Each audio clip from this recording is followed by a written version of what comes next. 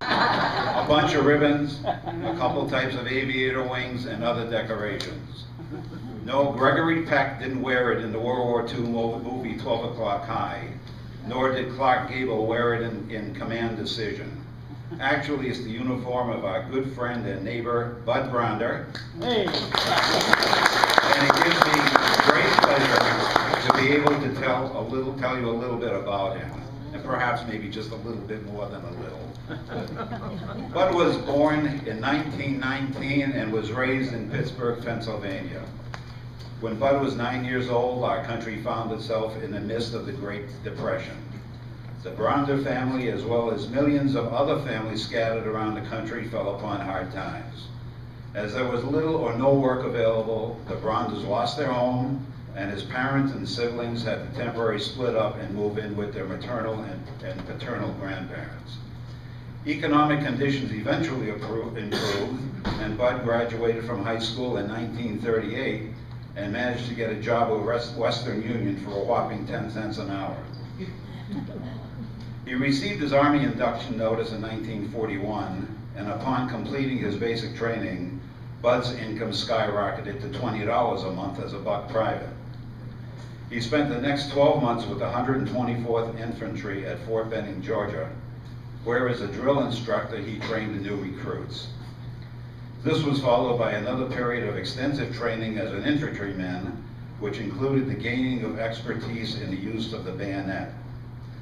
Thrusting the bayonet into a straw dummy was not a problem for him, but he realized the prospect of doing so to another human really wasn't that appealing. The war was raging, and he felt he was most likely in it for the long haul, so why be an infantryman when life would be infinitely better as an officer? It so happened that the Army Air Corps was in the process of beefing up their ranks at the time, and were looking for potential cadet candidates. Bud took and passed their test, and after a year of cadet training, became a certified pilot, received his wings, and was promoted to second lieutenant. Things in the military moved at a snail's pace, and Bud patiently awaited his orders. Depending on the Air Corps needs at the particular time, he could be assigned to a crew as a pilot, a navigator, or a bombardier. In the interim, he was temporarily sent to Texas as a gunnery officer. Well, after long last, he was assigned to the crew of a B-26 Martin Marauder medium bomber, went through more training in Texas, and did eventually receive his overseas orders. It did, however, take 2 months with layovers along the way in Maine, Nova Scotia, Newfoundland, Greenland, Iceland, Scotland, and Ireland before he finally got to Europe. He was assigned to the 451st Bomb Squadron, stationed in Braintree, England. Since there were no pilot slots available at the time, he flew as a navigator on several of the 60 medium bombers that made up the 451st. He had also been trained on a Norden bomb site and could fill in if the bombardier became injured or otherwise incapacitated during a mission. During Bud's time with the 451st, he flew on 48 bombing missions into several Northern European countries, including Belgium, the Netherlands, and France.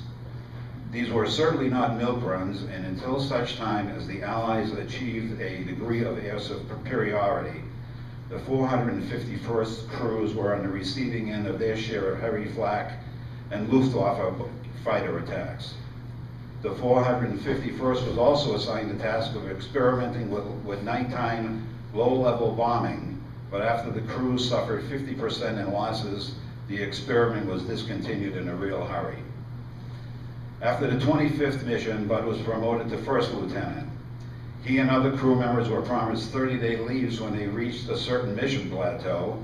The only problem was that whenever Bud was nearing his plateau, the higher-ups kept increasing the numbers of qualifying missions, and the 30-day leave continued to elude him. He ended up completing his tour of duty without ever getting the time promised him. Now, how can we leave Audrey, Bud's bride of 65 years, out of this? Audrey is squirming. While Bud was flying missions out of the UK, 19-year-old Audrey, still unmarried, was stateside doing her part for the war effort. Word has it that her and her sister Mary Lou, over there, who was sweet 16 at the time, spent many an evening dancing with the troops at the USO. But we promised that we wouldn't get into the details of Audrey spending time at the beach drinking rum and cola with a sailor, or her brushing off an aggressive Marine who tried to coax her into climbing up to a watchtower with it. Now back to Bud. In addition to other various medals and decorations, Bud was awarded the Air Medal with 6 clusters. In spite of the fact that the 451st had its share of casualties, Bud managed to complete his tour of duty relatively unscathed. He did, however, have one close call during a particularly heavy flak attack when he found himself covered in blood. Upon closer examination, he determined what he perceived as blood was in actuality red hydraulic fluid that had spurted out from a ruptured line. The members of the 451st Bomb Squadron have continued to meet annually since 1949, and the Bronders have attended whenever possible. The numbers have decreased significantly, and most that remain are in their 90s. This year's meeting of the Florida contingent was attended by only 4 individuals, one of which was Bud. Also in attendance was Bud's former squadron commander, then Colonel Newcomer, who remained in the military after the war and retired as a general. He is currently in his 96th year. It's been my pleasure to have had the opportunity to share Bud's life and wartime experiences with you, and I'm certain there are other veterans here today with similar stories. We salute and honor them as well, and veterans everywhere on this Memorial Day.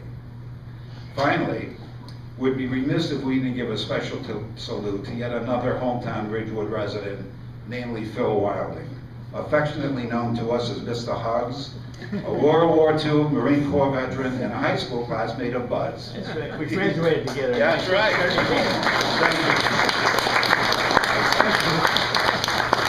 Thanks, Dick. Thanks. Don Porter will now offer the benediction. Whoops, can we hold up on that, please? I'm sorry.